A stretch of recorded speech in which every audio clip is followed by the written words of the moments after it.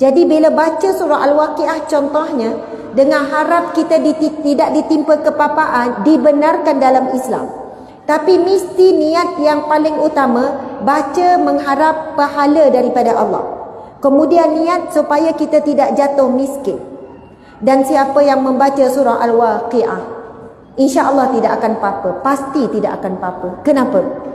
Surah Al-Waqiah adalah surah yang menceritakan tentang hari kiamat, syurga, neraka, golongan kiri, golongan kanan. Betul atau tidak? Cerita tentang mahsyar. Siapa yang baca surah Al-Waqiah dengan terjemahan, kalaupun hidup dia susah, dia tak rasa susah. Kalaupun hidup dia tidak cukup, dia rasa cukup.